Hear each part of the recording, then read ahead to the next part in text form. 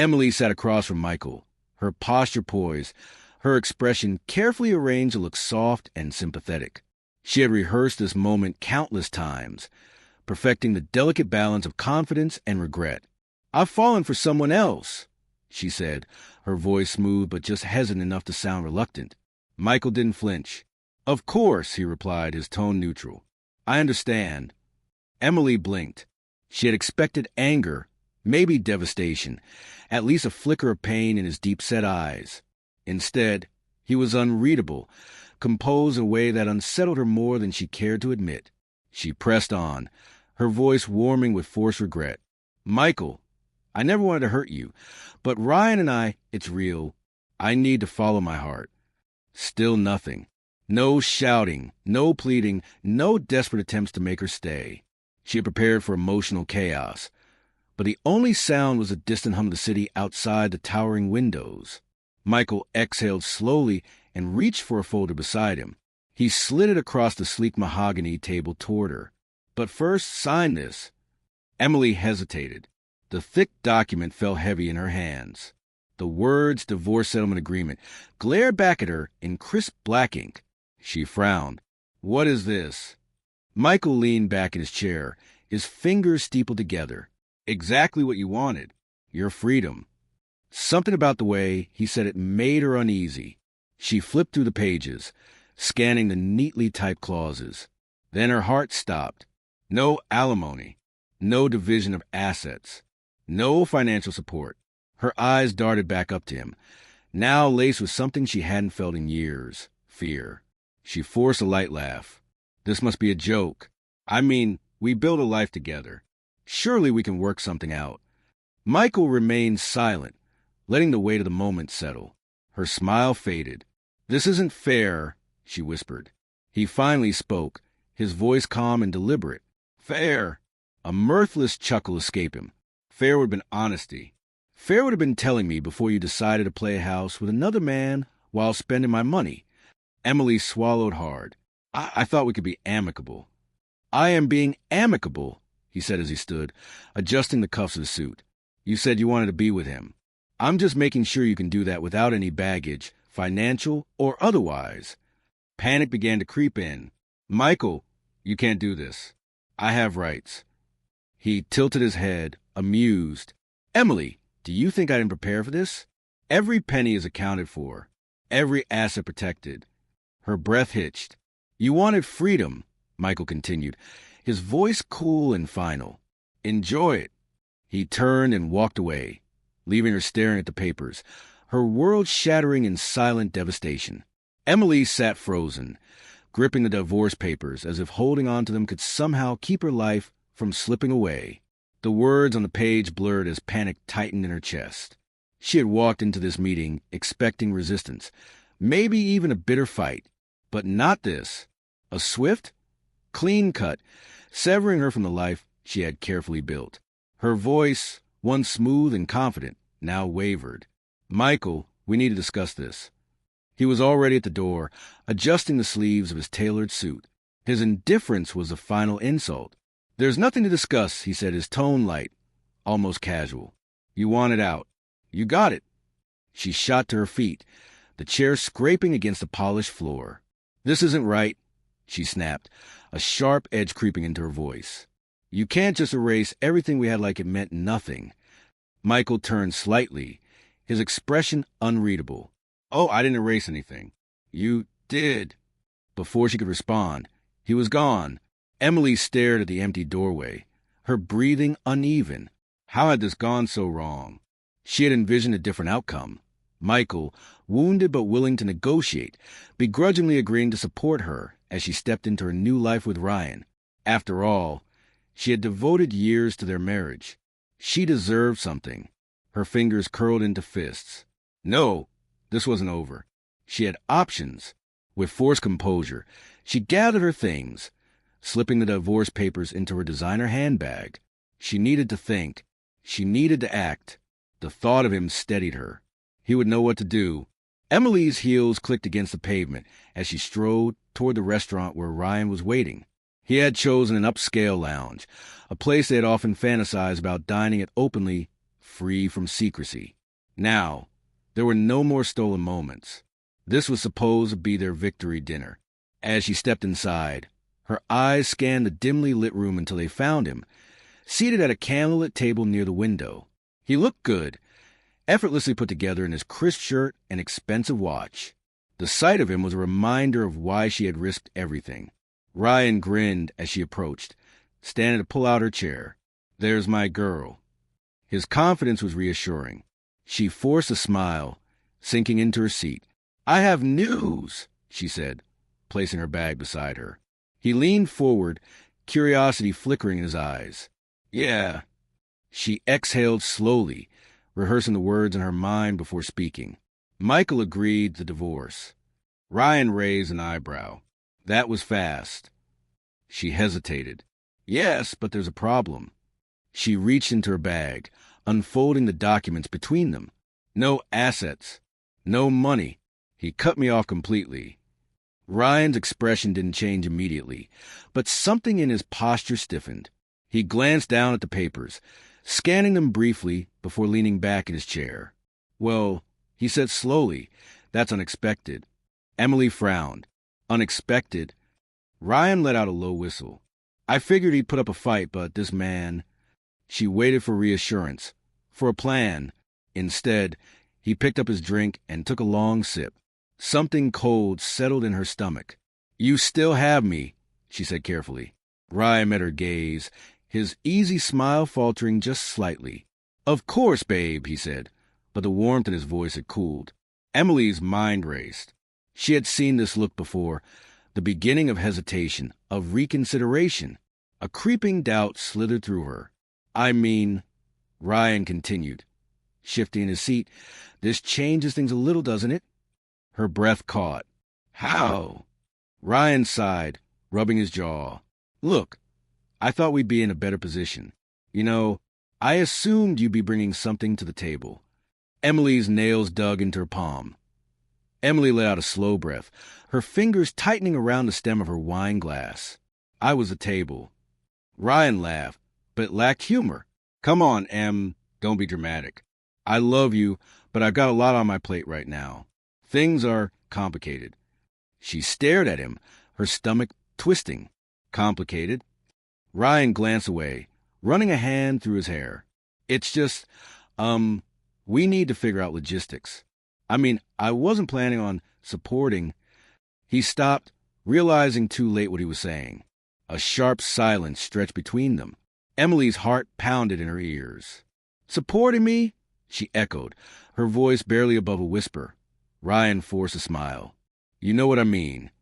No, she didn't. Or rather, she did. She had assumed Ryan wanted her, that she was irreplaceable. But the cracks in his devotion were already forming. Without Michael's money, without the stability she had once offered, was she still the prize he thought she was? A wave of nausea rolled over her.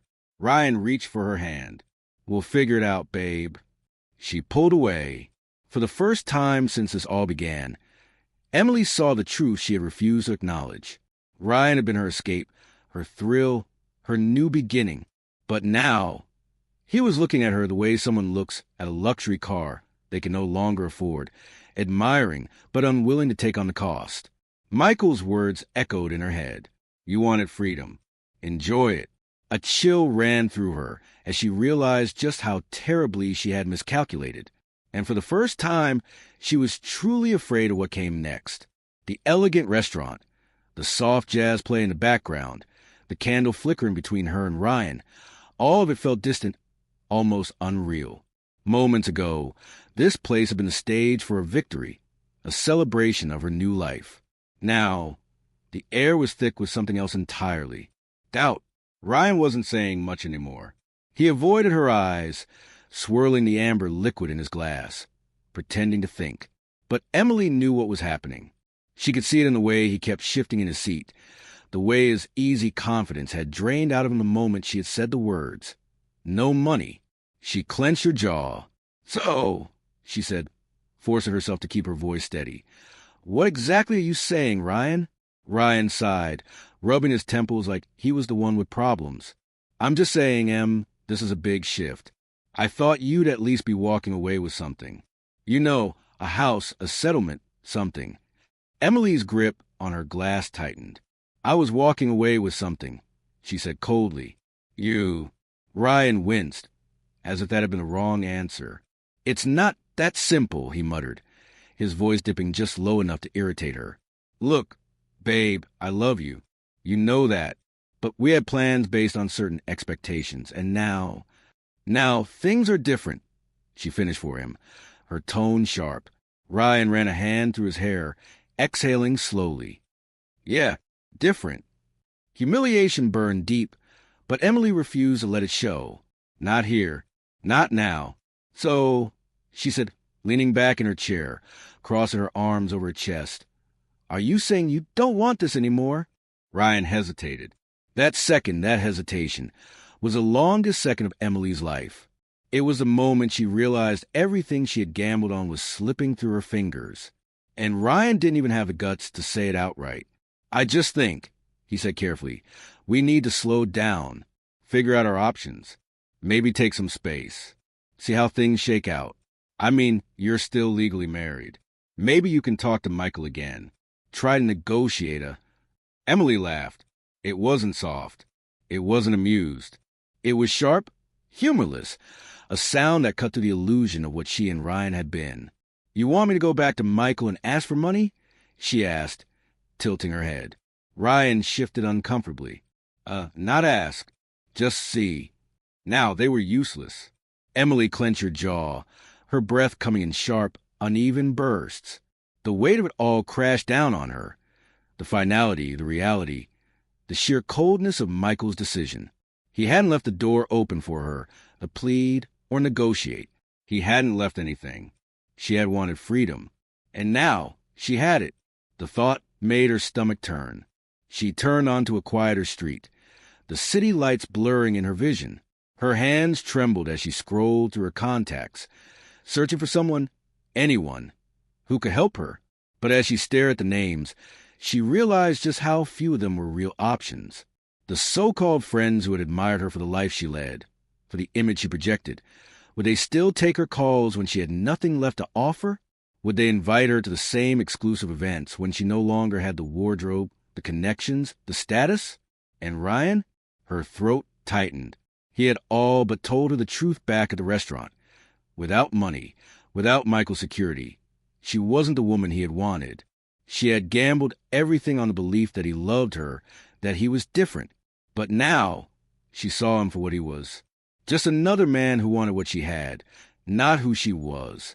A bitter laugh bubbled in her throat, but she swallowed it down. I did this to myself. She had thought she was playing a game, that she had control. But Michael had never been as blind as she assumed. He had seen through her, through Ryan, through every carefully curated illusion she had built around herself. And now, she was left with nothing. A gust of wind cut through her thin coat, and for the first time in years, Emily felt small, alone. For years, she had been a woman who always had a plan, always had options. But standing here, in the middle of a city that felt colder than ever, she realized she had no plan, no backup, no one to call. Her chest tightened, panic creeping in around the edges of her mind. What the hell was she supposed to do now, where anonymity was the only luxury it offered? Emily hesitated, staring at the peeling paint on the doorframe, the dim yellow light flickering above the entrance. A few months ago, she wouldn't have even set foot in a place like this. Now, it was all she could afford. Her stomach churned as she stepped inside. The air was thick with the scent of stale cigarettes and cheap disinfectant. A bored-looking man behind the desk barely glanced at her as she approached. "How much for a night?" she asked, her voice steadier than she felt. "50 cash, 60 with a card," he said, not bothering to look up. Emily swallowed, reaching for her debit card. She couldn't afford to waste a single dollar, but she had no choice. As she handed it over, a bitter thought crossed her mind. This single transaction would take her one step closer to rock bottom. The man slid a rusted key across the counter. Room 12. End of the hall. She nodded, taking it without a word. The room was exactly what she expected. dingy floral wallpaper peeling at the edges, a bed with an itchy-looking blanket, a single flickering lamp in the corner. But it was quiet, and right now that was enough. She sank onto the edge of the bed, her hands gripping the keys so tightly her knuckles turned white. Her entire body felt numb, like she was watching someone else's life unravel from the outside. She had fought so hard to escape a marriage she thought was suffocating her. She had risked everything for a future that had crumbled in a single evening. And now, she had nothing. No home, no money, no one waiting for her. Michael had won. Ryan had walked away. And she? She was alone. Her gaze drifted to her phone on the nightstand. No missed calls. No messages. No one checking to see where she was. If she was okay. For the first time, the weight of it all became unbearable. The silence of the room pressing on her, suffocating, inescapable. Emily curled her knees to her chest, pressing her forehead against them as she let out a shaky breath. This wasn't freedom. This was exile that had erased her. The realization settled over her like a heavy fog. She had always believed she could manipulate the pieces on the board, that no matter what, she would land somewhere soft. But this time, there was no safety net. Only the cold, hard reality of her own choices. She clenched her jaw, forcing herself to sit up, to breathe, to think. The room was silent, except for the hum of the flickering light above her, casting erratic shadows on the walls. For the first time in her life, there was no one left to turn to, no backup plan, no escape, and that terrified her more than anything. She knew Michael would never call. The weight of reality settled over her, heavier than she had expected. For the first time in years, she felt small, invisible. She had always looked down on people who struggled, who lived paycheck to paycheck, who stayed in unhappy marriages out of fear of being alone. She had thought herself different, smarter, someone who could take risks because there would always be something soft to land on. But she had miscalculated. She had overplayed her hand. And now she was paying the price. One last chance. The thought nagged at her, desperate and insistent. Michael was cold, methodical, but he wasn't cruel. Not really. If she could just talk to him, make him see her again, maybe he would reconsider. Maybe he would give her something, anything, to help her get back on her feet. She hesitated only a moment before dialing. 1 ring. 2. Her heart pounded. Then, the number you have dialed is no longer in service. Emily's breath caught. She pulled the phone away, staring at the screen as if she had misheard. She tried again. Same message. A cold realization crept in. Michael hadn't just walked away from her. He had erased her, blocked, cut off, as if she had never existed in his life at all. Her hands trembled as she lowered the phone onto her lap. This was it. This was real. No backup plan. No safety net. Only the freedom she had fought so hard for. Freedom that now felt like a cage. Emily curled up on the bed, wrapping her arms around herself as if she could hold herself together. She had been so sure she could build something better, that leaving Michael was just the first step toward new life. But now she saw the truth. Michael hadn't destroyed her. She had destroyed herself. And no one was coming to save her. Not Ryan. Not Michael. Not even herself. The only thing left to do was survive. Somehow, some way, alone.